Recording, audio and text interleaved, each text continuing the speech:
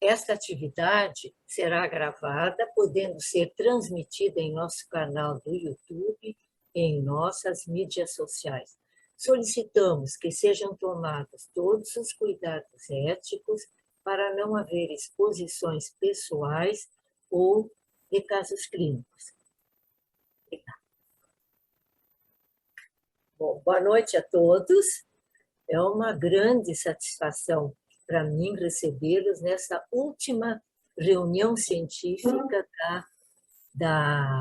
de 2021 da Diretoria de Infância e Adolescência da Sociedade Psicanalítica de Porto Alegre. Nós somos mais de 250 inscritos na atividade de hoje, não é? Um número que eu acho que por si só expressa a importância e a necessidade de pensarmos e trocarmos ideias sobre o campo do autismo. É um terreno amplo, complexo, desafiador, e eu acho ele pantanoso, o que torna difícil andar nele, por ele, dentro dele. Eu penso que viemos buscando uma abordagem aberta, com possibilidades de identificar, não é, esta patologia precocemente, com perspectiva de ligações e trabalho interdisciplinar que permitam várias possibilidades e liberdades de escolha para cada caso. Eu acho que outro aspecto importante eu acho que vem se desenvolvendo, é evitar o fechamento em uma só abordagem, não é? Cuidar, não é, das abordagens que são mais enclausurantes, sejam elas psiquiátricas, psicanalíticas, sociológicas, linguísticas ou de outra ordem, não é? O importante, que eu acho que nós vamos fazer hoje também, é adicionar saberes, sem perder cada um a sua identidade e seus diferentes campos de trabalho. Nós contamos com duas colegas com uma ampla e longa experiência e estudo nesse difícil campo do autismo, né? E eu, antes de mais nada, antes de apresentá-las, eu quero desejar a todos nós, a todas essas pessoas, não é, uma reunião rica, solta, instigante, produtiva, não é? Que todos, eu convido já de antemão a todos os participantes, quando a gente abrir, não é, para comentários, questionamentos com as convidadas, não é, que se sintam muito à vontade para fazê-lo, porque eu acho muito importante esta troca, não é, que vai ser possível acontecer depois da apresentação delas, né? Então, eu vou apresentar, nós vamos começar, vai ser assim o nosso trabalho. Vai apresentar a doutora Ana, depois a doutora Célia, não é? Depois nós vamos abrir, então, para o público, né, que quiser conversar, discutir e questionar. Lembrando de novo para vocês que cliquem, quem quer falar, que clique uma vez só na mãozinha. Se clicar duas, anula, não é, o pedido de apresentação. Então, clica uma vez e pode começar já a colocar a sua possibilidade de falar para o Grayson, que quando nós abrirmos, para a gente aproveitar bem esse tempo. Eu imagino que vai ser muito rico e interessante. Eu vou chamar a doutora Ana e vou apresentar, né? Ana Soledade Greff Martins, ela é médica, psiquiatra da infância e adolescência pela Universidade Federal do Rio Grande do Sul. Ela possui mestrado em psiquiatria pela Universidade Federal do Rio Grande do Sul e doutorado em ciências e psiquiatria pela Universidade Federal de São Paulo. pela USP. Realizou estágios de pós-graduação na Columbia University, em Nova York, e na Universidade de São Paulo, junto ao Instituto Nacional de Ciência e Tecnologia de Psiquiatria do Desenvolvimento. Atualmente, a doutora Ana é professora adjunta no Departamento de Psiquiatria e Medicina Legal da URGS. Atua em clínica psiquiátrica de crianças e adolescentes no setor público e no consultório privado. Ana, é contigo. Muito obrigada, doutora Nara, boa noite. Eu gostaria de agradecer muito a possibilidade de estar aqui conversando com vocês. As pessoas que não me conhecem ou não sabem da minha história, o meu pai foi membro da sociedade até o falecimento dele, que é recente, de forma que essas reuniões da quinta-feira fizeram parte da minha infância e adolescência. E eu tenho certeza que ele estaria muito contente de poder me ver aqui hoje. Então, além da satisfação de trocar com vocês a minha experiência e apresentar, também tem essa lembrança feliz aí de saber que ele estaria contente. Eu vou fazer uma breve apresentação e vou projetar uma tela, e eu peço que se eu fiz um planejamento assim de falar por alguns, acho que uns 15 minutos, 15 a 20 minutos, mas se eu passar do tempo, por favor, me interrompa, que eu acho que as coisas finais não são tão importantes. Eu vou falar mais cedo as que eu acho mais valiosas. Ana, eu posso Sim. fazer assim, por exemplo, quando faltar 5 minutos ou 4, eu posso Pode me avisar. Assim, não? Pode assim? ser. Uhum. Tá, combinado. Tá. Então, eu vou falar numa perspectiva mais médica, né, e psiquiátrica dos transtornos do espectro autista e trazendo algumas informações mais recentes e o que a gente tem pensado e estudado, né, no campo médico e científico. Como eu não vou trazer material clínico hoje, eu sigo esse perfil no Instagram, e hoje apareceu essa frase, que são frases de crianças, e eu achei interessante e que toca um pouco no que a gente vai falar. Então, a frase é da Esther, de 7 anos, né? Estávamos na estrada viajando quando a Esther comentou: olha, pai, uma montanha. O que será que tem lá do outro lado? Antes de eu responder qualquer coisa, ela pensou um segundo e completou: já sei, acho que tem outras pessoas perguntando a mesma coisa.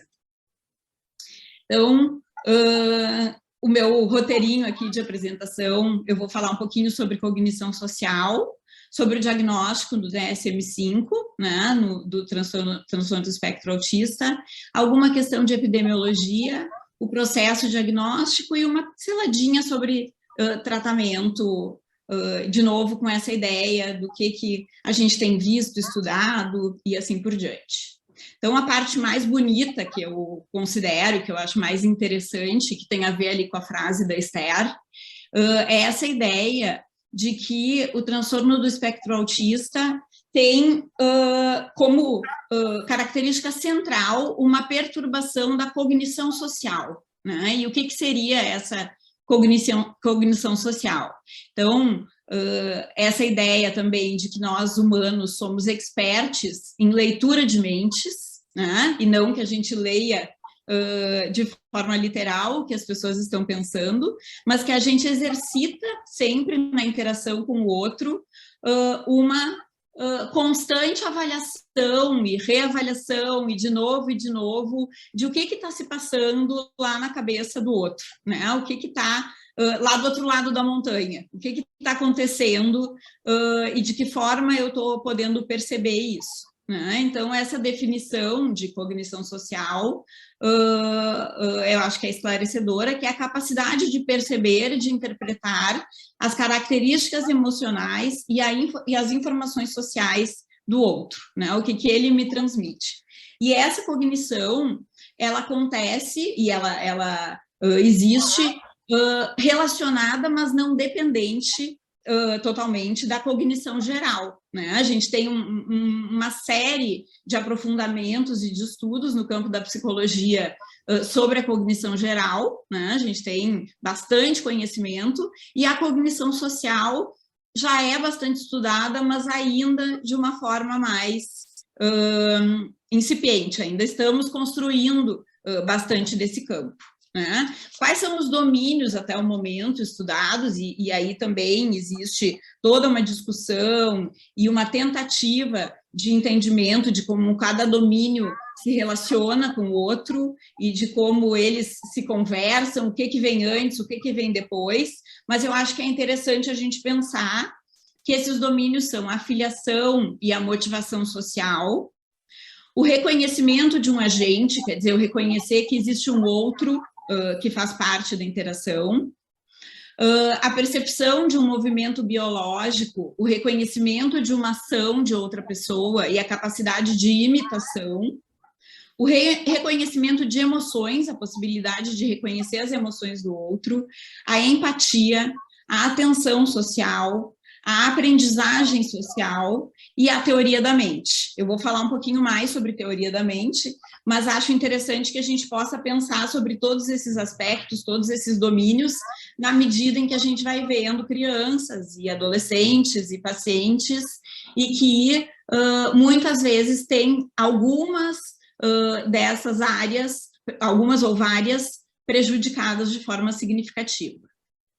Então, a teoria da mente, que eu acho que é a mais estudada mesmo dentro do transtorno do espectro autista, é a habilidade que uma pessoa tem de atribuir estados mentais a ela própria e aos outros, e de compreender que os outros possuem crenças, desejos e intenções que são distintas da sua própria, né? Então, claro que isso está muito envolvido no conceito de empatia, mas a teoria da mente diz respeito a algo muito menos explícito, talvez, muito menos consciente, né? Porque eu posso saber, reconhecer e entender que o outro tem um posicionamento diferente do meu, mas essa questão da teoria da mente, ela acontece de forma muito espontânea, automática e inconsciente nas relações, né? Então, eu estou a todo momento, e isso eu acho que é uma das questões que a pandemia nos atrapalhou, ela nos possibilita estar aqui reunidos mesmo nessas condições e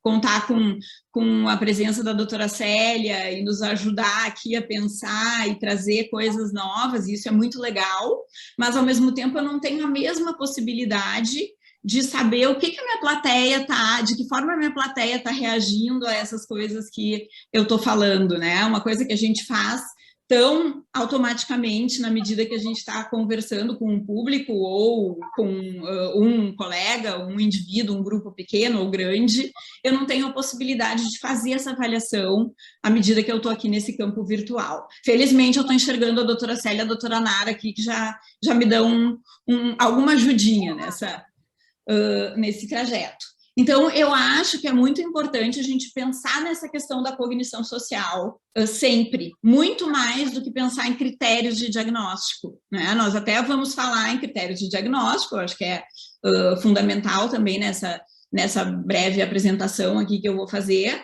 mas à medida em que eu pude ter essa perspectiva de entendimento dessa perturbação da cognição social, eu acho que eu fiquei mais sensível e com mais possibilidade de compreender aqueles casos leves que muitas vezes a gente não consegue chegar num diagnóstico ou entender o que está acontecendo com aquele indivíduo, né? No DSM-5, então, que é o manual de classificação, né, americano, utilizado desde 2013, a gente teve esse surgimento de uma seção chamada transtornos do neurodesenvolvimento, né? E dentro dessa seção estão os transtornos do espectro autista, entre outros.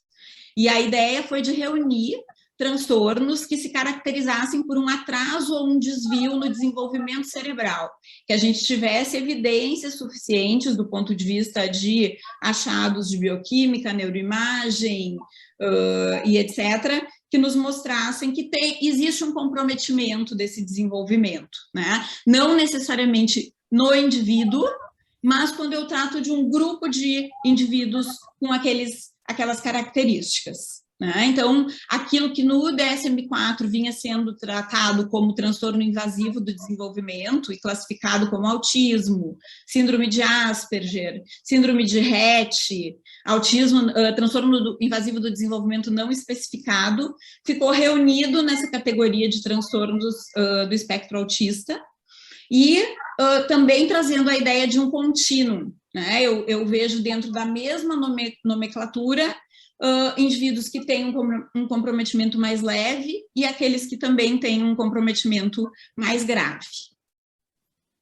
E o que caracteriza esses transtornos é um prejuízo persistente na comunicação e na interação social, que pode ser observado em múltiplos contextos, padrões restritos e repetitivos de comportamento, interesses ou atividades atualmente ou que sejam descritos na história desse indivíduo, e eu preciso ter características tanto de um grupo quanto de outro, e eles têm que causar, esses sintomas têm que causar um prejuízo clinicamente significativo na área social ou ocupacional ou em outras áreas importantes de funcionamento. Né? Então, no prejuízo de comunicação e interação social, eu vou desde aquelas crianças, por exemplo, que não adquirem linguagem verbal e que não estabelecem quase nunca um contato visual, até aqueles que têm essa possibilidade, muitas vezes são muito inteligentes e têm uma linguagem, até uma fala bastante desenvolvida, né, mas que continuam com essa dificuldade de interação, de comunicação, de formar laços, de formar amizades. Né? Hoje pela manhã ainda vi um menino de 10 anos que está lá sofrendo, porque realmente não consegue fazer amigos, e que tem um comportamento com bastante características de restrição, repetitividade, ele tem uma exigência de que as brincadeiras sejam feitas do jeito certo, e o jeito certo é o jeito dele, né? Então, quase não consegue, desde pequeno, do início da vida até agora, muita dificuldade de formação de vínculos, de formação de amizades, em função desse comportamento e dessa dificuldade de leitura social dos que estão em volta. Né? Então, é do meu jeito, ponto, e eu não consigo perceber que eu não estou agradando, que eu não estou sendo bem-vindo e mudar o meu comportamento ou tentar contornar as dificuldades em função disso. E da mesma forma, os padrões restritos e repetitivos, eles podem se apresentar desde uma estereotipia motora que fica se repetindo e não sai daquele padrão, flapping, rodopio, etc., até eu ter um interesse específico na história do Egito e eu saber tudo sobre os faraós e as pirâmides e eu só querer falar sobre isso e que todo mundo tem que ouvir o meu discurso e entrar na minha conversa. Então, é uma ampla gama de possibilidades. Os sintomas têm que estar presentes desde o início da infância, né? Desde a infância inicial, mas podem não ficar evidentes até que as demandas sociais ultrapassem as capacidades da criança. Então, a gente tem que estar muito atento, porque muitas vezes a criança até consegue se relacionar, consegue estabelecer um vínculo e um círculo de amizades, mas que persiste até um determinado momento. Quando aquelas demandas ficam maiores, quando as demandas sociais ficam mais complexas, ele não consegue acompanhar. Então, não é que antes os sintomas não existissem, mas eles não chegavam a causar prejuízo nesse funcionamento. E a partir de um determinado momento, eles passam a causar. E eles não devem ser melhor explicados por outros transtornos mais complexos. O DSM-5 caracteriza os transtornos do espectro autista em 3 níveis, né, de gravidade, que são nível 1, nível 2 e nível 3, e que variam de acordo com a funcionalidade do indivíduo, o nível de dependência que ele tem de ajuda para fazer as suas atividades, para realizar as suas atividades. Então, o nível 1 seria o nível mais leve, que tem mais independência, mais condições de autonomia, e o nível 3 seria o mais grave, com mais dependência, mais necessidade de auxílio, menos autonomia. Alguma coisinha só importante que eu acho de comentar para a questão clínica é que tem se observado que em torno de 30% dos casos, 1/3 mais ou menos, apresenta uma trajetória de desenvolvimento normal, até por volta dos 18 a 24 meses, e a partir daí tem uma regressão. Então, se observa assim que os pais contam, mas ele estava falando mamãe, estava falando papai, estava dizendo algumas palavras e daqui a pouco isso deixou de acontecer. Né? E o que tem se estudado nesse sentido é a questão das podas neuronais, né? Que a gente sabe que de tempos em tempos vão acontecendo, né, essas podas e essa reconfiguração da estrutura da arquitetura cerebral, arquitetura neuronal, e que pode acontecer de que essas podas estejam ocorrendo de uma forma desordenada, de uma forma mais do que deveria acontecer, né? O cérebro, de tempos em tempos, elimina aquelas vias que não estão sendo utilizadas e mantém aquelas que estão sendo mais úteis e mais ativas. Mas pode ser que nesses indivíduos a gente tenha uma poda exagerada, e aí as habilidades que estavam sendo adquiridas acabam sendo perdidas, né? E em torno de 30% dos casos hoje em dia, já que o diagnóstico passou a ser mais abrangente, a gente percebe que podem ter deficiência intelectual. Então, antigamente a gente via, como fazíamos diagnóstico apenas dos casos mais graves, a gente tinha uma proporção de deficiência intelectual muito maior. Hoje em dia essa proporção se inverteu, né? Era 70%, passou a ser 30%, porque a gente diagnostica muitos casos mais leves. Também achei importante a gente trazer questões que são pouco faladas, né? Então, dificuldade de reconhecimento facial, né? A questão de um juízo crítico pobre ou de uma desinibição. Às vezes o que a gente vê não é o retraimento e o desinteresse pela socialização, mas o contrário, uma socialização que é exagerada, que é muito próxima, que é muito solta, né? Eu vi também um menino, gosto de citar alguns exemplos, assim, um menino recentemente, ele é um menino de 4 anos e tem um irmão de 14, esse irmão de 14 foi diagnosticado aos 6 com síndrome de Asperger, e é muito, muito, muito fechado, um menino que não busca interação, que tem muita dificuldade de...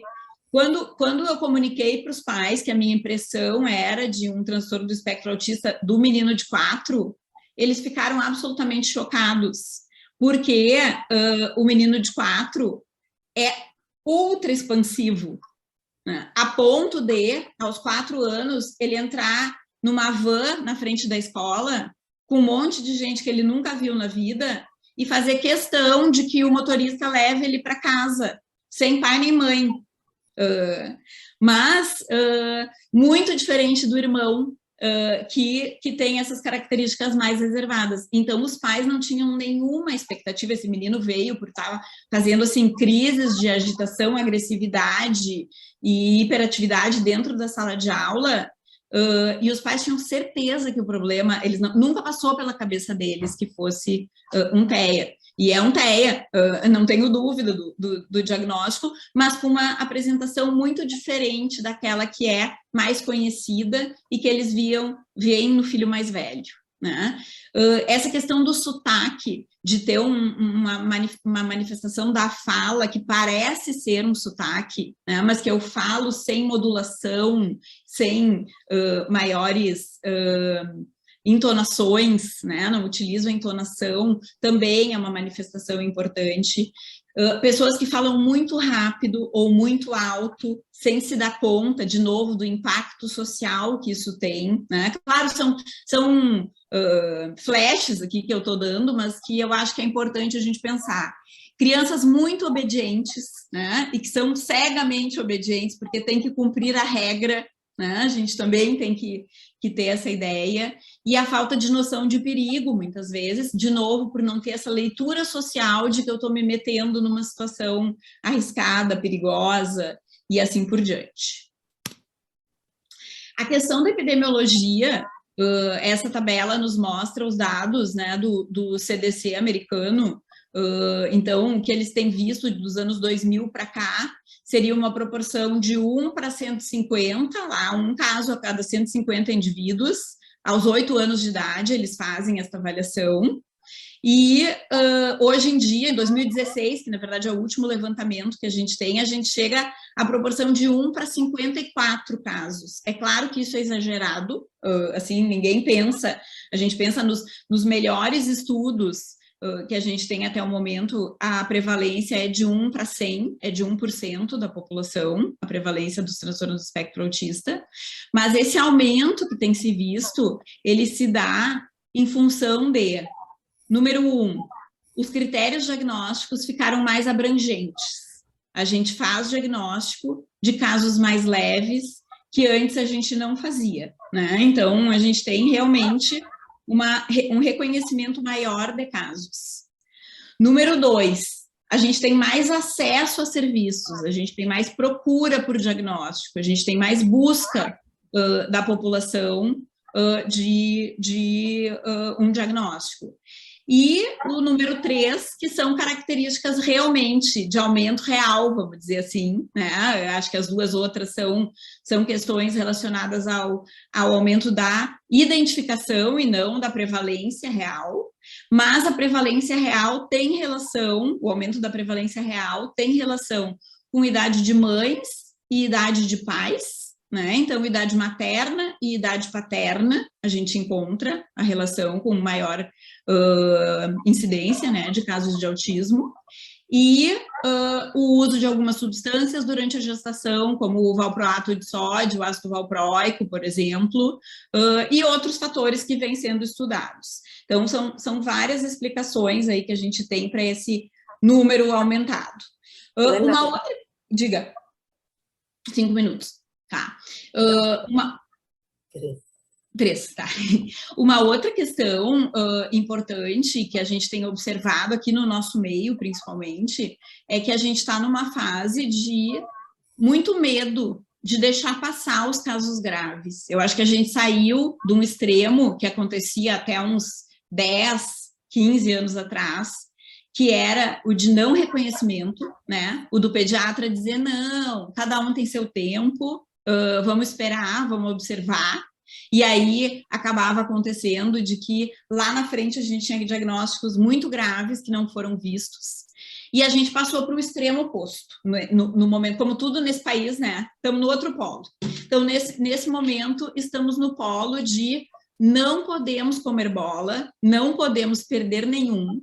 Então, as pessoas recebem diagnósticos assim, entrou no consultório, 5 minutos, transtorno do espectro autista. Né? Então, acho que a gente está também tendo que lidar com essa realidade, né? Assim, pelo menos aqui em Porto Alegre eu tenho sentido muito, em Porto Alegre no estado inteiro, sentido muito essa tendência, assim, que é, bem, então todo mundo é, né? Por que a gente precisa, ao mesmo tempo, não deixar passar, vamos dizer? Esse aqui é uma tabela, aquela linha que está abaixo, depois eu até posso digitar para vocês no chat, é uma linha de cuidado que foi lançada pelo Ministério da Saúde no primeiro semestre desse ano, é um material de acesso a todo mundo na internet. Eu fui consultora dessa linha de cuidado, foi elaborada por colegas aqui da Universidade Federal do Rio Grande do Sul, do Instituto de Avaliação de Tecnologias em Saúde, um trabalho maravilhoso de disseminação de informação para uso no Sistema Único de Saúde. Qualquer pessoa, qualquer profissional da saúde pode acessar em qualquer lugar, familiares, na verdade, não só profissionais da saúde, mas é uma tabela adaptada de um material também do Ministério e que nos mostra os sinais de alerta, né? A cada momento, não é só esse material que está lá, mas eu vou colocar depois esse link, porque eu acho que é bem importante. Então, quais são os sinais de alerta que a gente tem que prestar atenção e que a gente tem que pensar em buscar ajuda para a criança quando identifica? E por que essa necessidade de identificação precoce? Por que esse desespero? Na verdade, porque a gente tem esse cenário aqui, esse gráfico nos mostra o desenvolvimento das diferentes áreas cerebrais, né, em que momentos da vida eles ocorrem, ele ocorre, e a gente tem uma concentração muito grande do desenvolvimento nos primeiros 5 anos de vida, né? A gente tem uma possibilidade de intervenção nesse momento que não vai se repetir ao longo da vida. Eu não vou mais ter a possibilidade de intervir e de ter impacto que eu tenho até os 5 anos. Né? Então, a urgência da identificação, a urgência do diagnóstico, que para mim não é tanto o diagnóstico, depois eu falo mais sobre isso no momento do nosso debate, mas eu acho que é, pelo menos, entender que algo não vai bem e de que forma a gente pode prevenir, né? Fazer alguma coisa antes de que seja tarde demais. Então, existe esse dilema, né? Diagnostico muito e faço todo mundo sofrer, de certa forma, ou deixo passar e perco um momento precioso que não volta mais, né? Então, essa eu acho que é a ideia com a qual eu vou terminar a minha fala. Depois eu posso trazer as questões de diagnóstico e de tratamento, que eu acho que são menos relevantes.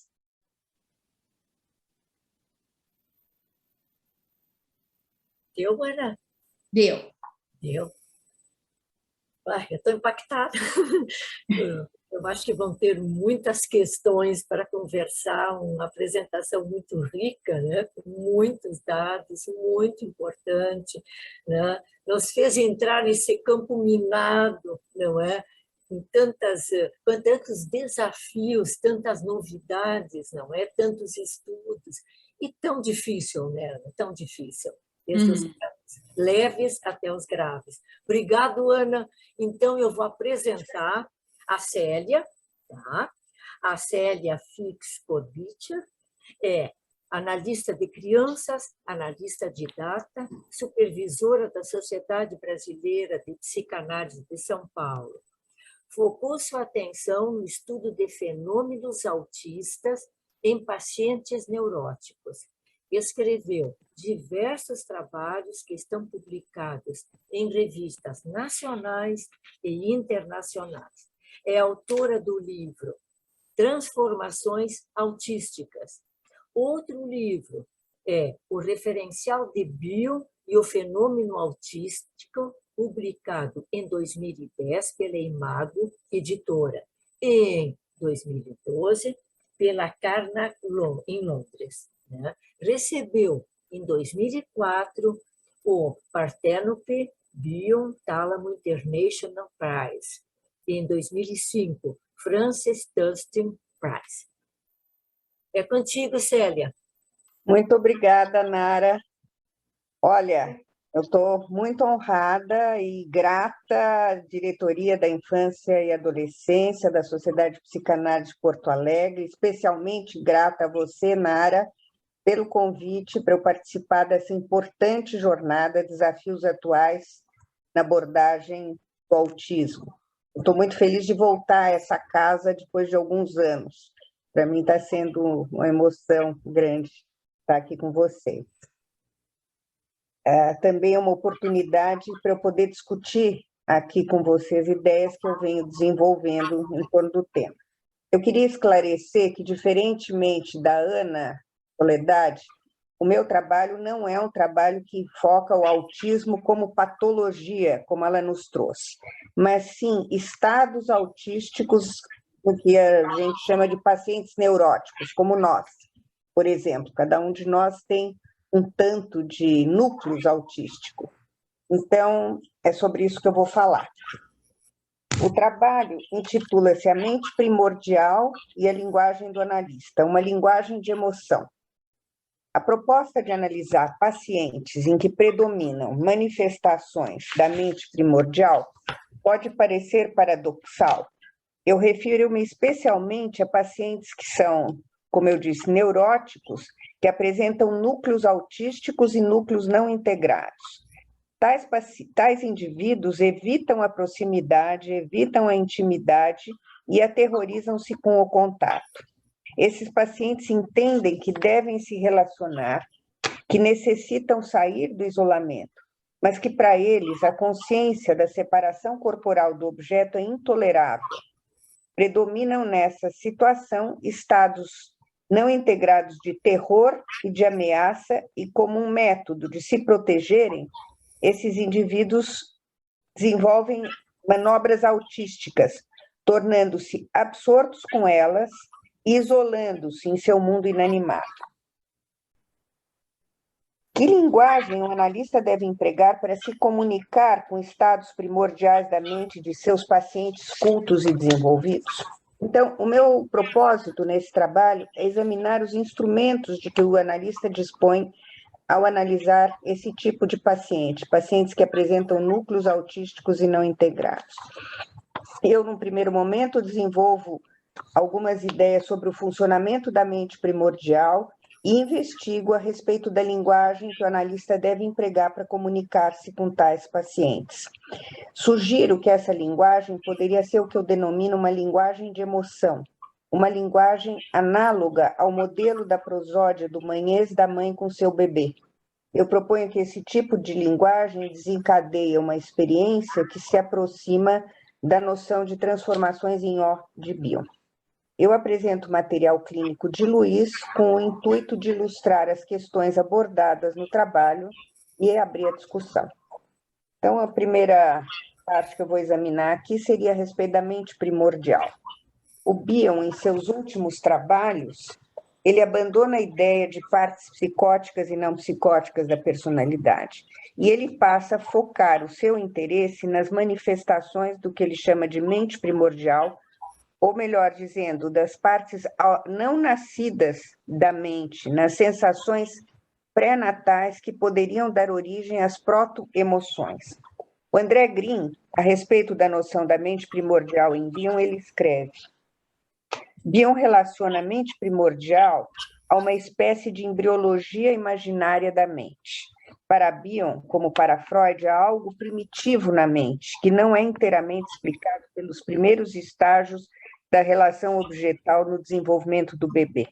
Os traços, esse é o ponto importante, deixados pela filogênese e ontogênese na estrutura da mente, devem desempenhar um papel significativo nos estágios posteriores do desenvolvimento. Ou seja, para Bion, a mente contém restos embrionários, não nascidos, não transformados, que se mantêm presentes no indivíduo ao longo de toda a vida dele.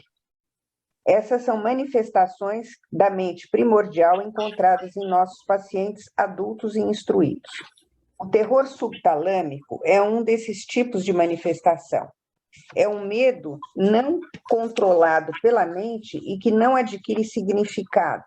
São reações físicas ligadas às glândulas suprarrenais, à secreção de adrenalina, levando o indivíduo a ações não pensadas de ataque e fuga. Seria o que a gente vê hoje como crise de pânico, pelo menos é o meu entendimento. O destaque de Bion, a mente primordial, favorece ao indivíduo reconhecer tais manifestações, transitar por elas e talvez transformá-las, de modo que aquelas vivências aterrorizadoras sem representação poderão eventualmente adquirir algum significado e se tornarem passíveis de serem nomeadas.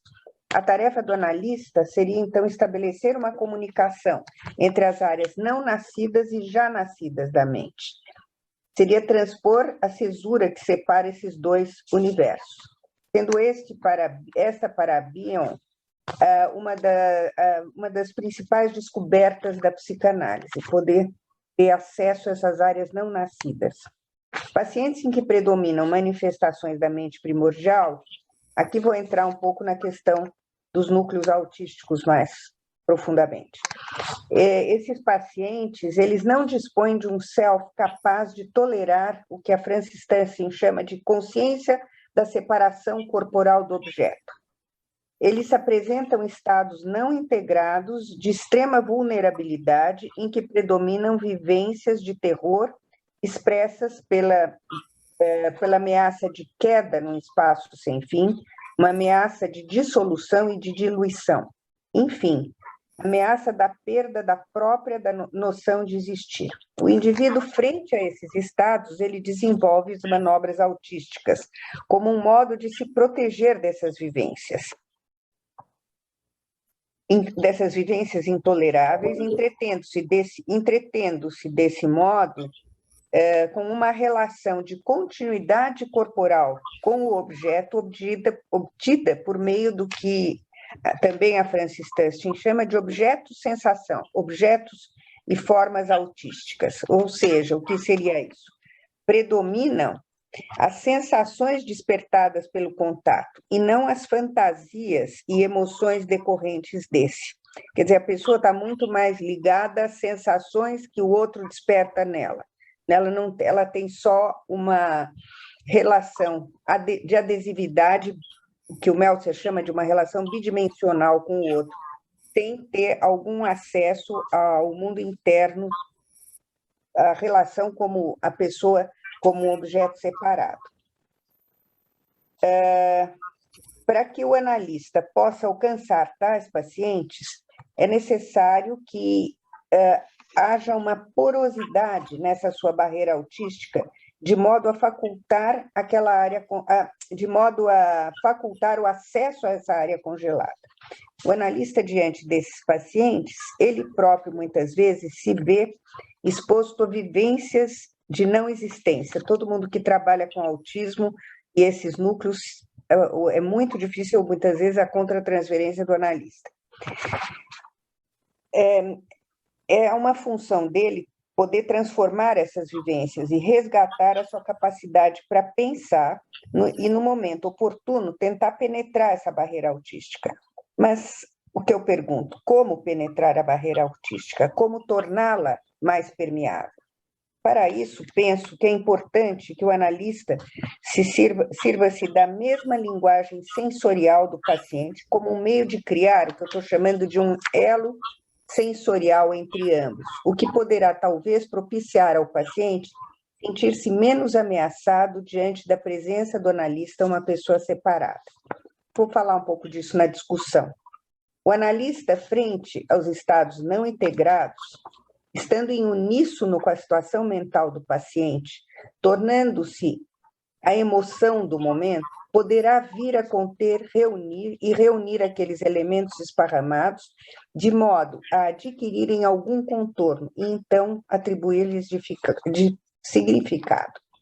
Diante de diversas vivências como essa, o paciente poderá sentir-se estimulado a abandonar suas manobras autísticas e vir a compartilhar experiências que são próprias do ser humano, que envolvem a tolerância à dor mental sem sentirem-se tão vulneráveis. Vou falar sobre a linguagem do analista. A linguagem verbal é um dos principais meios de comunicação do analista com seu paciente, mas essa, entretanto, pode tanto revelar quanto encobrir, a depender do tipo de emoção em curso. É importante que o analista, nesses casos, aliás, em geral, eu acho isso, que o analista esteja atento à comunicação não verbal do paciente, pois eu penso que muitas vezes a comunicação não verbal traduz com maior precisão a emoção do momento. As mães, como sabemos, utilizam-se da prosódia do manhês para se comunicarem com seus bebês, sendo que esta linguagem atrai o bebê para o contato. Pesquisas indicam, segundo Lasnik, que esse tipo de prosódia é portador de informações afetivas para o recém-nascido, aquela tati-bitati que as mães falam com os bebês. Os bebês demonstram curiosidade e se sentem atraídos pelas comunicações que veiculam emoção. O bebê, de acordo com Norman, lê as expressões faciais da mãe, compreendem o significado emocional quando existe uma concordância entre o verbal, o léxico e o não léxico, que seriam sons, as entonações e os gestos. São aspectos comuns na linguagem falada, que acompanham a linguagem falada. Desse modo, o que a gente observa é que o conteúdo e o significado das palavras usadas pela mãe com o bebê, esse tipo de prosódia, o manhês, não são relevantes, mas a emoção presente nessa prosódia. A emoção da mãe é traduzida pelo ritmo da entonação da sua voz, pela sua expressão facial. Esses são elementos essenciais nesse tipo de comunicação, tão significativos quanto as palavras, dando a partir daí início às primeiras experiências subjetivas compartilhadas. Essa é a linguagem que irá convocar o bebê para o contato. Estabelece-se, assim, uma cadeia de sucessivos movimentos entre a dupla em que o elo que os une ocorre pelo que denomino por linguagem de emoção, em que a mãe e o bebê se tornam a emoção do momento. É muito fácil realizar isso, é só a gente visualizar como que se dá uma relação, uma interação de mãe e bebê conversando nessa linguagem que a gente chama do manhesco, um bebê pequenininho. O bebê ri, a mãe se diverte e eles se comunicam. E não tem um conteúdo que esteja sendo ali veiculado, um conteúdo concreto. Esse tipo de comunicação se aproxima, a meu ver, da noção de Bion de transformações em ó. Muito obrigado. Eu é que eu agradeço, Célia.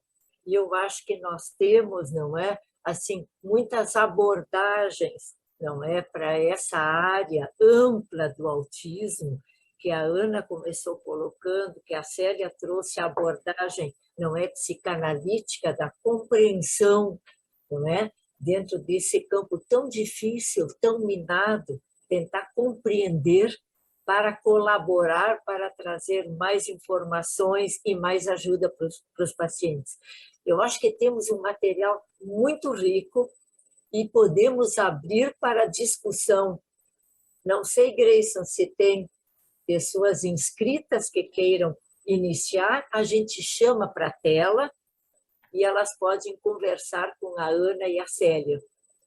Temos 4 inscritos até o momento, eu chamo 2 de cada vez. Eu acho que 2 de cada vez fica bem, né?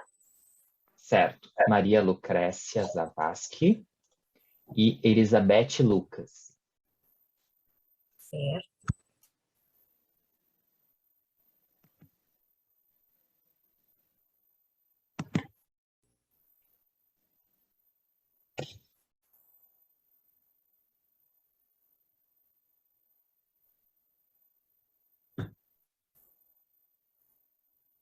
Oi, Lucrécia. Oi, Nara.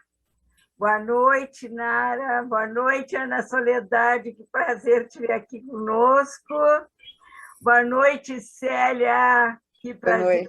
Boa noite. Prazer. A Elizabeth ainda não vi ainda, mas em primeiro Oi. lugar, eu gostaria, em primeiro lugar, de cumprimentar a Nara e sua comissão por ter escolhido esse tema tão importante, tão momentoso, exatamente por esta razão que a Ana Soledade mencionou, que em curto espaço de tempo, a prevalência do diagnóstico desta patologia, ela tem aumentado de tal forma e tem preocupado e até atormentado, sim, a maioria dos psiquiatras da infância e adolescência. Então, eu vou primeiro comentar e perguntar para a Ana alguma coisa, depois eu gostaria muito de também ter uma palavrinha com a Célia, porque eu fiquei encantada também com a Nara, não tão impactada, porque eu já vamos dizer, eu estou bem habituada com todo esse raciocínio diagnóstico, mas eu estou encantada pela possibilidade de juntar os saberes, como tu disseste, e que nós talvez estejamos inaugurando uma possibilidade de trabalharmos de alguma forma, como tu mesmo disseste, Nara, assim, unindo várias possibilidades e vários saberes, porque nós realmente estamos, como tu falaste, num terreno minado, um terreno muito difícil, do meu ponto de vista, muito difícil, né? Então, primeiro, eu queria cumprimentá-las e agradecer muito às duas palestrantes. Para a Ana, Eu gostaria, assim, de te dizer que, num primeiro momento, eu ia falar da prevalência, daí tu trouxeste esses dados bastante ricos, e aí depois tu menciona... Tem duas coisas que eu vou só pensar, porque tem inúmeras. Tu falaste na questão dos 2 irmãos, e isso a gente sabe da prevalência genética, o que é algo bem delicado, porque as famílias ficam extremamente sobrecarregadas. A realidade dessas famílias é bastante penosa, né? Então, tu mencionaste assim que provavelmente, por várias razões, esse aumento da prevalência, mas tu mencionaste a idade paterna, a idade materna, o uso do ácido valproico e outros fatores. Se tu pudesse nos dar umas pinceladas sobre estes outros fatores que podem estar interferindo na neurogênese ou na apoptose, né, ou nesta poda neuronal em determinado momento, eu acho que para nós seria muito importante.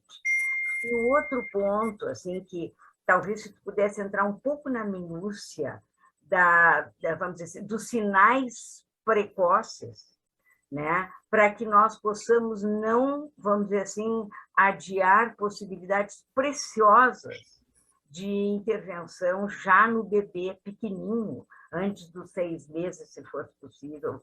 Vamos ver, eu acho que tu poderias nos ajudar nisso, né? E quero falar para a Célia da delicadeza e da minúcia com que ela entra na sessão, né? E eu ficava, à medida que ela ia descobrindo, ela vai ser que nem as mães e os bebês.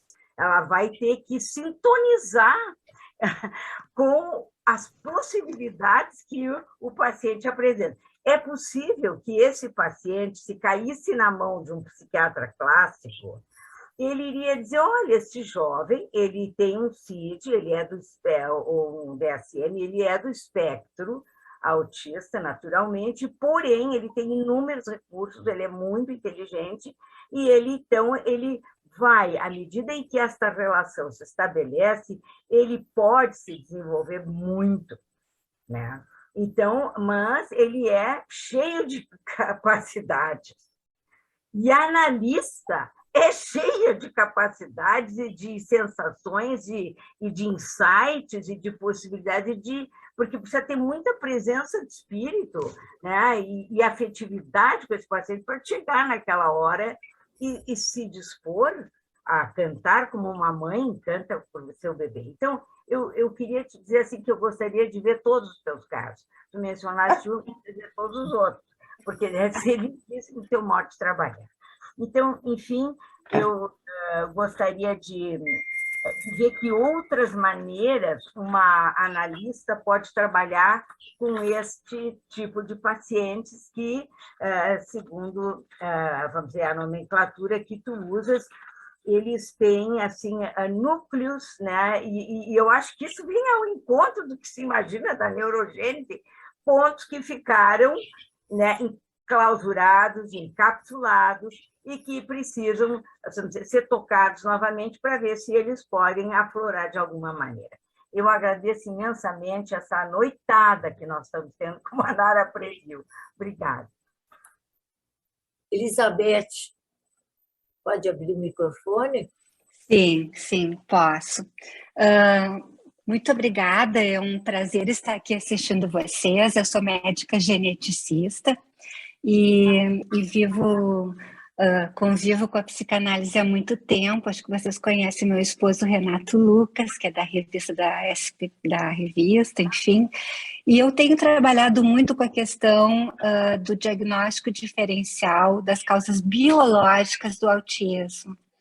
E eu gostaria, assim, de dizer que essa fala da doutora foi muito importante, porque nós precisamos nos unir, os conhecimentos precisam se unir. A psicanálise, as palestras foram excelentes, né, dentro da psiquiatria, enfim. Por quê? Quando a primeira palestrante estava falando, eu me lembrei da síndrome de Williams, que pode cursar com autismo, e são crianças extremamente sociáveis. Por exemplo, estão num restaurante, eles vão conhecer o cozinheiro, e aí esta síndrome tem um teste genético específico, né, para crianças que são assim com esse tipo de comportamento. Essas crianças, elas são capazes de escrever um livro, mas esse livro, se a gente for ler, não tem conteúdo.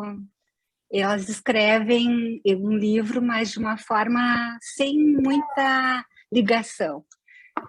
E eu penso assim, 25% hoje, isso está nos guidelines, das crianças com transtorno do espectro autista ou com transtornos do neurodesenvolvimento, vejam só, 25% nós podemos identificar uma causa genética.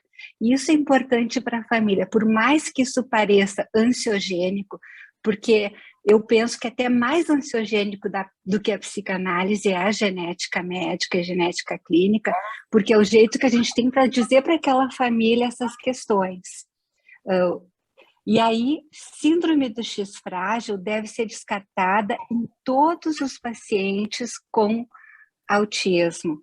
E se for uma menina, nós temos que descartar uma síndrome que se chama síndrome de Rett. Eu tenho pelo menos 5 pacientes femininas que era síndrome de Rett. E a síndrome de Rett é uma mutação nova, não é herdada. E isso faz toda a diferença para aquela família entender o que está acontecendo. Nós já conhecemos a história natural e já tem um tratamento que está sendo quase liberado pela FDA. E a outra questão, na minha parte, da questão assim, do restante dos pacientes, existe já vários estudos demonstrando que a idade paterna está correlacionada com o transtorno do espectro autista. Por quê? Porque as mulheres, há muito tempo, você sabe que tem risco aumentado para a síndrome de Down com o avanço da idade.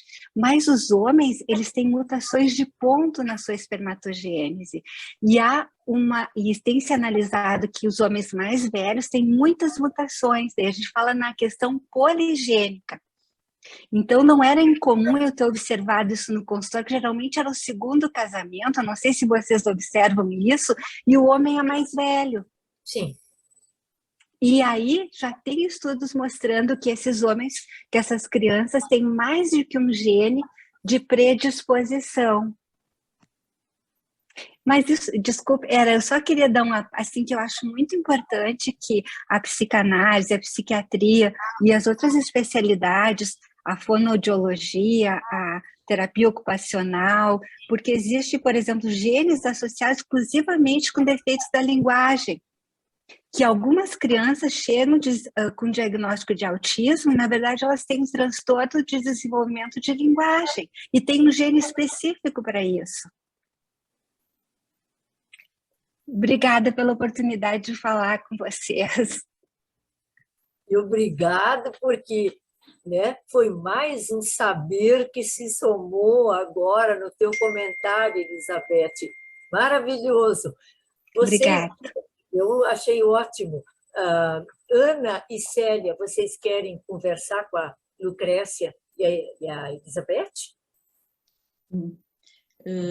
Eu falei do meu pai real, né, Lucrécia, psicanalista, essa é minha mãe psiquiátrica, Lucrécia. Então, me conhece desde que eu falava manhês, né? Tu falava comigo. Então, Ana, estamos em família. Que coisa boa! A Lucrécia foi minha mestra. Eu entrei na faculdade de medicina aos 17 anos e aos 18 eu comecei a trabalhar com ela. Então, eu acho que essa questão de conciliação aí de saberes, né, e de junções estão também dentro aqui, desde o início, né?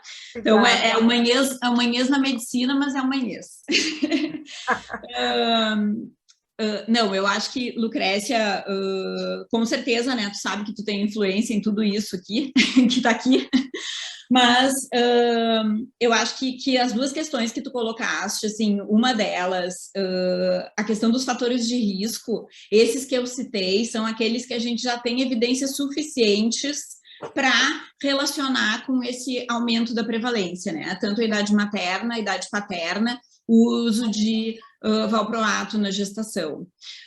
Existem vários estudos levantando outras possibilidades, a questão do uso de tóxicos, agrotóxicos, relação com outras questões, isso eu estou falando de fatores ambientais, né? Como a doutora Elizabeth falou, no autismo especificamente, entre 20% e 40% dos casos, a gente tem já a possibilidade de chegar a um diagnóstico genético, né? Então, a partir de uma avaliação clínica genética bem feita, né? Não é aquela coisa que as pessoas saem a pedir exame, né, de, como é que se diz, perfil genético do autismo, não é isso, é uma avaliação clínica bem feita, bem conduzida, um exame adequado da criança, uma história familiar adequada, a gente sabe como os geneticistas são minuciosos, né, nesses aspectos, e a partir dessa avaliação a gente poder guiar quais são os exames que estão adequados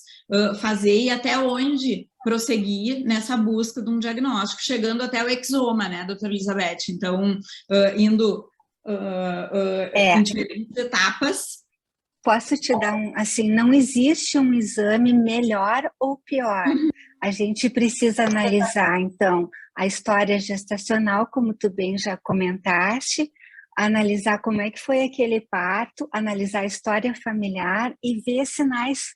Existem sinais que levam qual é o melhor exame para aquele paciente. Às vezes eu peço X frágil, às vezes eu peço uma RAI CGH e às vezes um exoma. E é muito importante que a família entenda que nós estamos, e a gente precisa trabalhar em conjunto, né? Eu sempre tenho um bom diálogo com os colegas para entender também qual é a característica daquele paciente. É um atraso de linguagem, ou é uma dispraxia, ou é uma dislexia, porque tudo isso faz parte do quebra-cabeça para saber qual exame que eu vou pedir. Não dá, e aí as pessoas às vezes vão pedindo exame aleatoriamente, inclusive os resultados de exames, se a pessoa não conhece o autismo, ela não consegue analisar a variante que foi identificada, né? Então acho que essas questões assim, relacionadas à etiologia ou essa possibilidade real de aumento da prevalência, né, Lucrécia?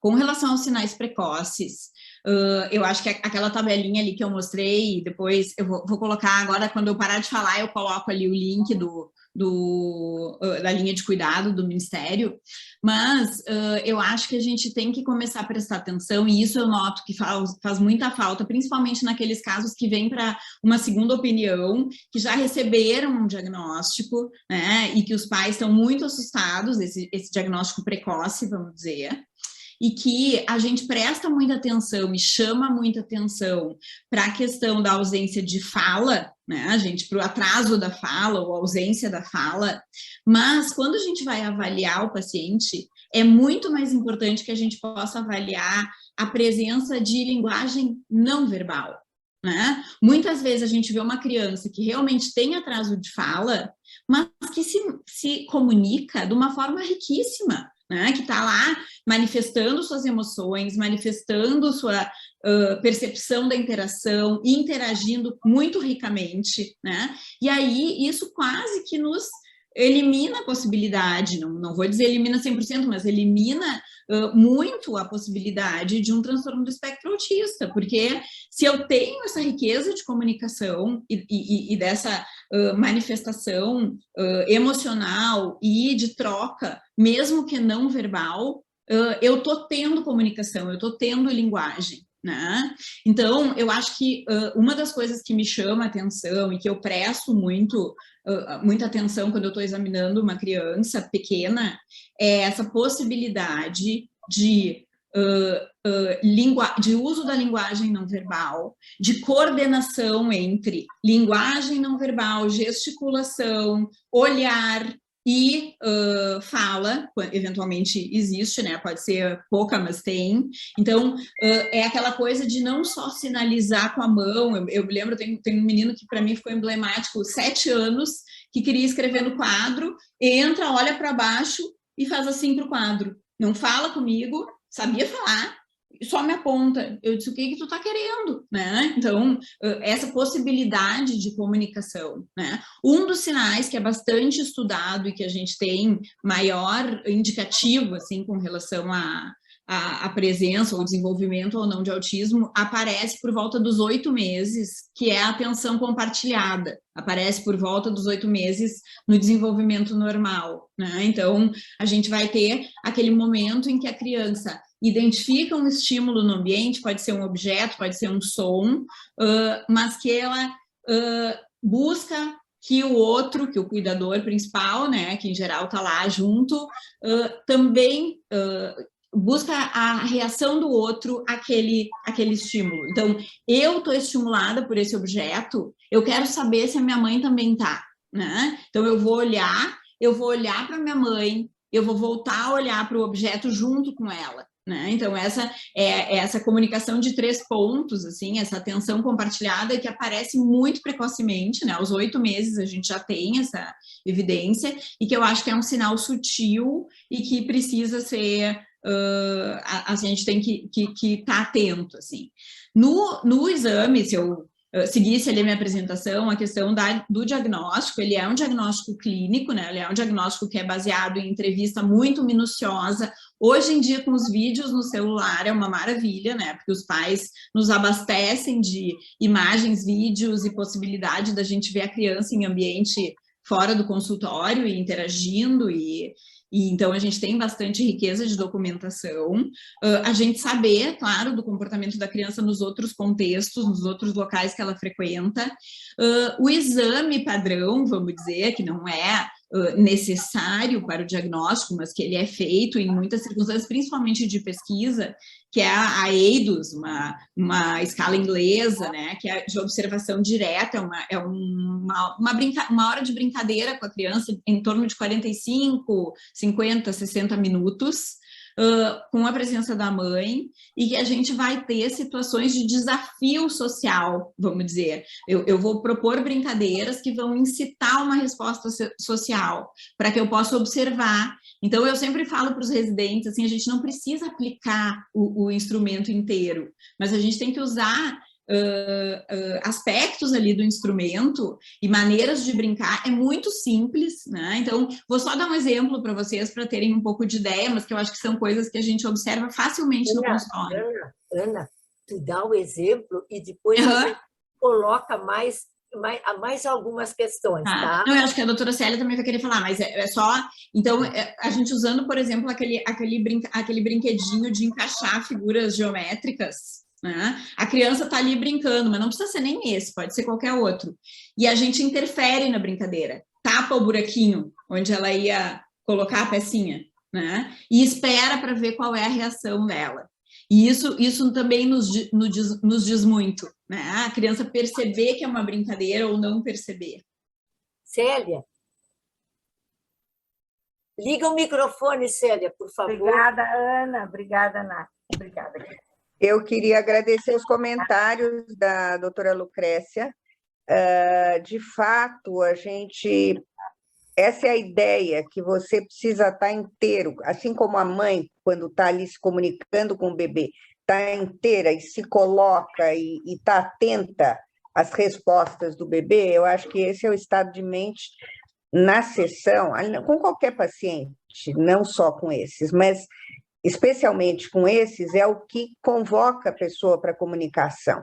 Eu gostei porque a Soledade acabou de falar, eu vou pegar de um outro ponto de vista, mas, por exemplo, com uma criança, com o Luiz eu já demonstrei aí um pouco, mas com uma criança autista, eu atendi vários anos um menininho, Pedro, ele se recolhia no mundo dele, pegava um pires, tinha lá 2 pires cor-de-rosa de plástico, e ele ficava fazendo movimento com o pires de rodar, e ouvindo o barulho do pires, e ele ali, eu ali, até que, como é que eu acho que eu posso desenvolver uma interação com essa criança? Ela está falando de um outro ponto de vista, eu aqui de convocar ele emocionalmente para mim. Eu pego o meu pires e faço também, dali a pouco eu roubo o pires dele, e faço e devolvo para ele, e até que aquele pires acaba sendo, pirizinho lá de plástico, acaba sendo alguma coisa que convoca essa criança para uma brincadeira e tira ele, naquele momento, daquele estado autístico. Claro que isso, daqui a 2 minutos, volta de novo, mas é uma maneira, você falou ali de que a gente tem que ser muito sensível, é uma questão de você poder captar ali, como onde eu chamei de, aliás, o Bion usa essa expressão em inglês, to be at one, com o paciente, está em uníssono com o paciente. Você está muito ali vivendo a emoção que o paciente está vivendo, muito mais do que desinvestar, desculpe o termo, em trazer interpretações que vão trazer o paciente, não digo para o menininho, mas para o adulto, que ele está me rejeitando por causa disso ou por causa daquilo. Isso não adianta. O negócio é, você veio cantando no carro, então vamos cantar. Perfeito, Célia. A vivência, não é? Esse menino... É fundamental. Grayson, vamos colocar mais... Obrigado, Lucrécia. Vamos ver se dá para a gente escutar mais algumas questões, que eu acho que o tema abre muitas questões, não é? Certo. Eu tenho Cristina Lucy, Carla Brunstein e Ingeborg. Tá, então tu pode colocar as 3. Tá?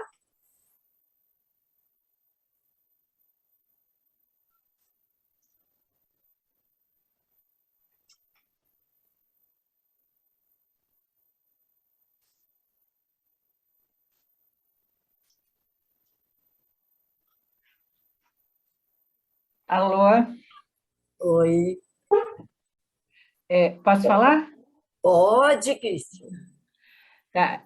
Bom, primeiro eu queria agradecer, porque estou adorando, tá? Me apresentar. Eu sou psicanalista da Sociedade Brasileira de Psicanálise do Rio de Janeiro e sou psiquiatra, né? Trabalho muito com criança e adolescente, eu sou também da Universidade Federal do Rio de Janeiro, trabalho num CAPSI, ou seja, um Centro de Atenção Psicossocial da Infância e Adolescência, né? Então, assim, quando a Ana Soledad estava comentando sobre situações, né, inclusive desses casos um pouco mais diferentes, em que a gente vê uma criança muito desinibida e que, ao mesmo tempo, não consegue estar muito empatizando com o que está acontecendo. Hoje mesmo eu presenciei uma cena dessas, então foi muito viva, né?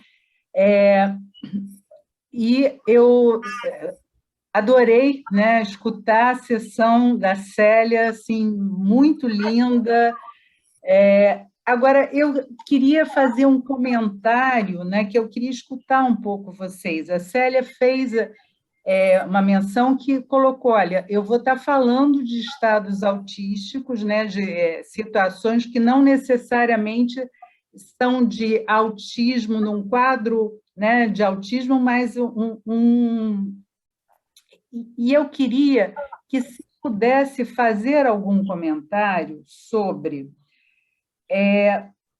como é que vocês veem, quer dizer, talvez mais a Ana Soledad vai falar, mas eu queria escutar muito a Célia também sobre isso, porque eu, em vários momentos, eu comecei a ver, assim, né, principalmente me referindo mais a adolescentes ou adultos jovens que conseguem ir se desenvolvendo, tem um paciente que está fazendo faculdade e tal, mas que você vê uma dificuldade de comunicação, de empatizar com o outro muito grande, que fica muito repetitivo, então fazendo várias perguntas e tudo mais.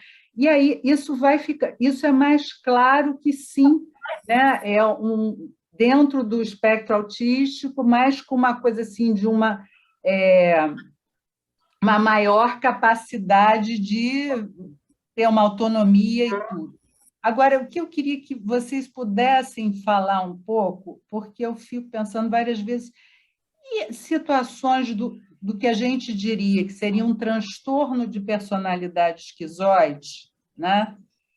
Em que tem todo um ensimesmamento, toda uma coisa voltada muito só para consigo mesmo, né? Para mim, isso realmente não é uma situação de dentro, né, de um DSM, da gente considerar como um transtorno do espectro autista, mas, em alguns momentos, eu acho que fica difícil poder fazer uma certa distinção. Então, eu gostaria, se vocês pudessem falar um pouco a respeito, e se a Célia pudesse fazer comentários psicanalíticos sobre isso, eu acho que seria muito bom. É isso. Obrigada. Muito obrigada e obrigada a Nara também. Tá? Quem sabe a Inge começa a conversar, a Inge e tem mais uma pessoa, e eu vou pedir que vocês sejam breves, porque nós estamos com o tempo contado, tá? Inge, pode falar. Serei breve, mas eu não poderia deixar de dizer da minha grande alegria, satisfação de poder assistir à exposição de vocês. Tivemos uma bela explanação de ambas. Célia, querida, que coordenou todo um simpósio nosso aqui com o tema, e a Carla está aí também, estudamos todo o teu livro, e Ana nos deu realmente uma aula. Eu vou ser breve. O que eu queria trazer, assim, estamos falando dessa mente primordial. A Ana nos trouxe também a dificuldade social como um dos grandes itens, né? O que é uma dificuldade social? São problemas nas relações primeiras, né? Na mente. Então, eu gostaria de poder ouvir vocês duas falarem. Cai muito sobre o biológico, cai muito sobre a relação. Como vocês veem esse encadeamento da relação mãe-bebê e que pode já estar com dificuldades desde o biológico, né? Então, essa discussão um pouco, porque na clínica, na verdade, se complementam, quanto mais interfaces, melhor, né?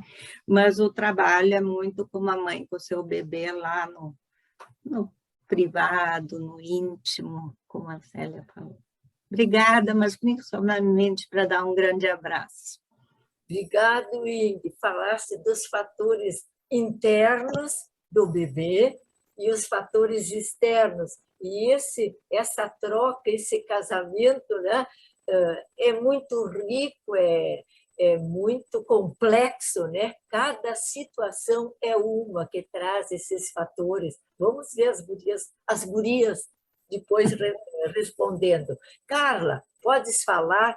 Eu vou te pedir também brevidade por causa do tempo. Vou ser breve, teria muitas questões, né? Mas, primeiro, assim, cumprimentar a Nara, a tua diretoria, por esse evento. Eu fico muito feliz de estar aqui, de estar participando disso aqui na sociedade.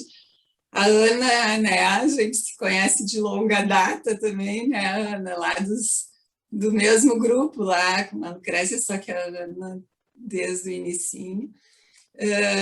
E a Célia, né, também gostei muito de te ouvir, porque, como a Inge falou, nós estudamos, né, num grupo em que a Inge coordenava o teu material, e foi muito rico, assim, muito importante.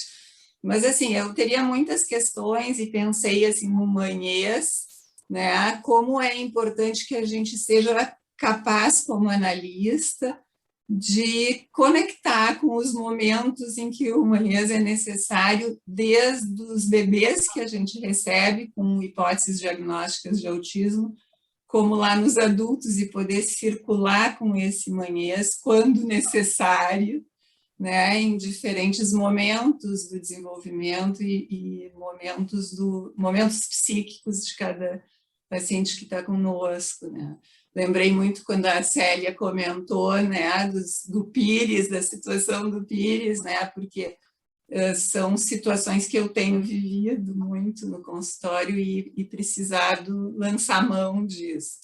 Mas o que eu queria comentar e ver a impressão de vocês e ouvir vocês a respeito é sobre como juntar esses saberes na nossa abordagem terapêutica, abordagem técnica, que eu acho que essa tem sido uma das grandes necessidades e, ao mesmo tempo, um grande desafio, né? Em que momentos se pode unir as diferentes abordagens, em que momento não é indicado, né?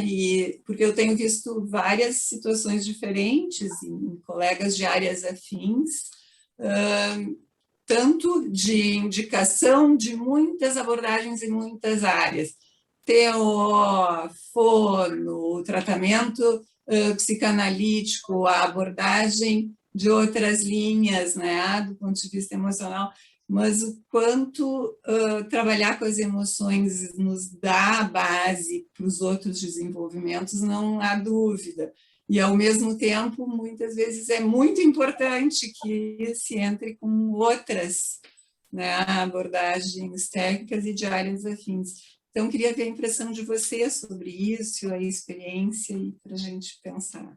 Eu acho. Obrigada e um beijo grande para vocês. Eu vou só, antes eu vou passar para a Ana e para a Célia, mas eu acho que um dos grandes desafios que eu vejo, né, é exatamente, não é, como é que funciona e como é que ficam coordenadas todas essas áreas, não é? Às vezes uma criança necessita, depois da avaliação diagnóstico, né, um acompanhamento fonoaudiológico, um acompanhamento psiquiátrico, psicanalítico, uma terapia ocupacional, enfim, não é? Como que isso pode ser coordenado? Porque a minha preocupação é que uma criança com dificuldades como essas que a gente está falando, como é que elas poderiam ser atendidas por uma área, por outra área, por outra, tudo em separado, e ela ter que dar conta, não é? Desses atendimentos com pessoas, situações e ambientes diferentes. Eu penso que aí é fundamental que haja uma coordenação, não é?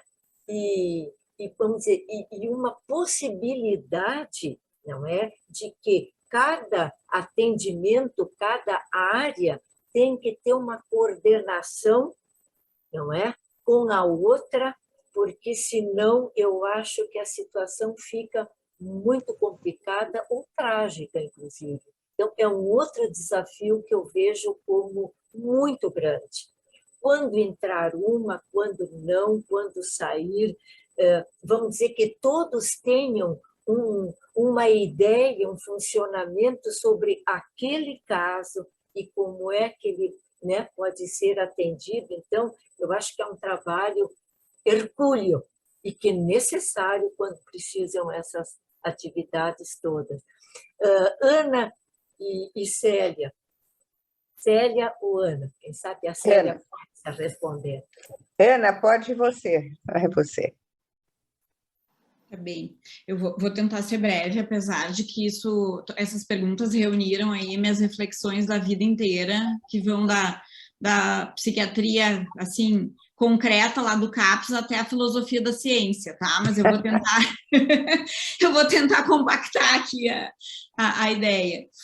A primeira coisa, eu acho que o comentário da Cristina é que eu acho que essa questão, daí também tô colocando minhas posições muito pessoais, de fato, que assim, eu acho que o nosso manual de diagnóstico, a gente sabe, né, que é algo muito frágil e muito caixinhas construídas que mudam de tempos em tempos e etc. Eu já refleti bastante sobre essa questão, por exemplo, do transtorno de personalidade esquizoide versus TEA, né? E tem situações, e daí também eu acho que vem, o transtorno do espectro autista nos permite pensar muito, para mim, pelo menos quando eu comecei a ter essa leitura mais aberta com relação ao prejuízo da cognição social, eu comecei a entender vários colegas, mais do que pacientes, parceiros da faculdade de medicina, por exemplo, Exato. que a gente não entendia bem o que se passava, e eu passei a poder compreender. E eu acho que tem situações em que existe esse limbo aí, de fato, né? Tem horas que tem coisas que se sobrepõem e tem outras que são muito distintas. Eu sonho com um dia que a gente tenha um diagnóstico dimensional, não sei bem, ainda não tenho bem na cabeça, mas é um círculo onde a gente vai ter diversas características e que isso possa nos permitir tanto ajudar o paciente quanto nos comunicarmos, né? Acho que estamos ainda distantes disso. Da mesma forma, com relação ao comentário da Ing sobre as causas do transtorno, assim, a gente traz essas evidências biológicas, mas eu também acho que a gente está muito distante de compreender. Eu não tenho tanta... assim, a minha formação, que é muito baseada na medicina, baseada em evidências, né, e acho que essa foi uma das questões que sempre me deu um certo bloqueio de ir para a área da psicanálise, assim, porque eu achava que eu ia ter que abrir mão de muita coisa que eu não queria. E eu acho que a gente não pode ficar muito preso no que é a causa, porque eu acho que a gente está muito distante de entender o que é a causa. Eu acho que a gente precisa saber descobrir como ajudar essas crianças, como ajudar essas famílias, o que funciona, né?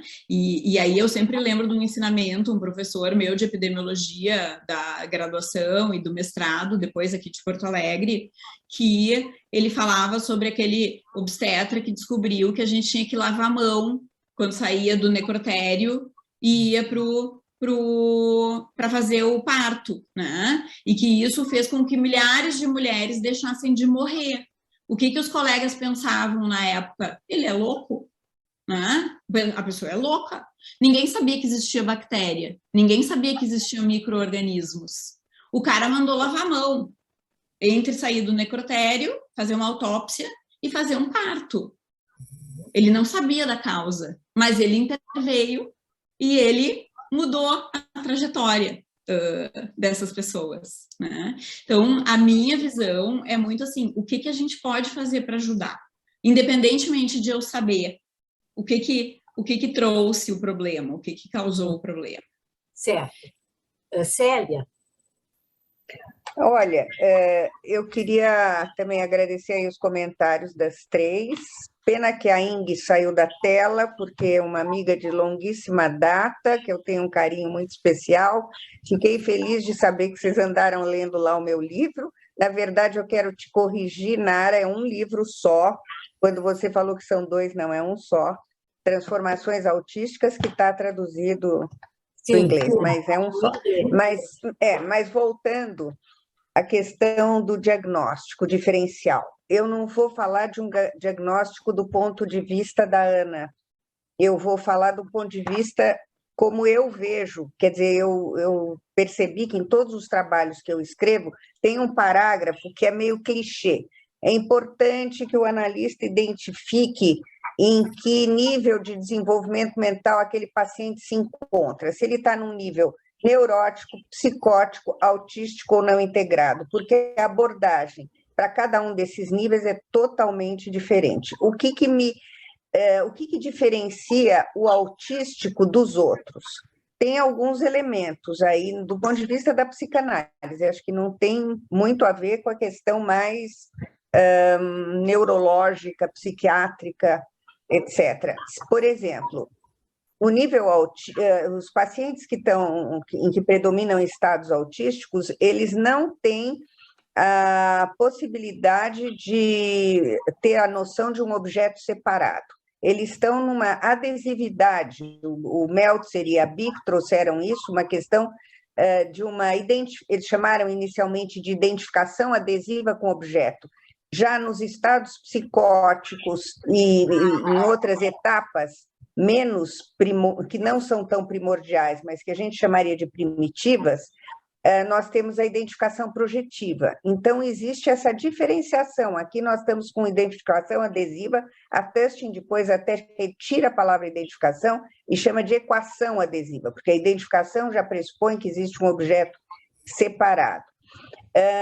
Eu andei aí escrevendo, e é o que está no livro, sobre as tais transformações, então eu proponho que a tal transformação autística que eu proponho nesse livro, que, então, tem características específicas, uma ausência de vida afetiva, que esse rapaz demonstra muito enfaticamente.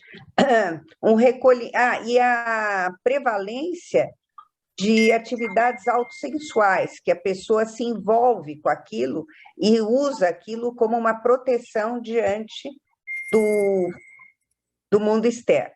Então, para mim, isso norteia a área em que eu estou. Não é para dar um diagnóstico de autismo ou não autístico, mas a área que aquele paciente está naquele momento. Eu gostei muito que alguém falou agora dos colegas, a Ana falou dos colegas da universidade, que a gente encontra muitas pessoas, quando você abre a lente, abre a sua malinha lá e põe a lente correta, você começa a enxergar, sem exagerar, mas essas características em muitas pessoas.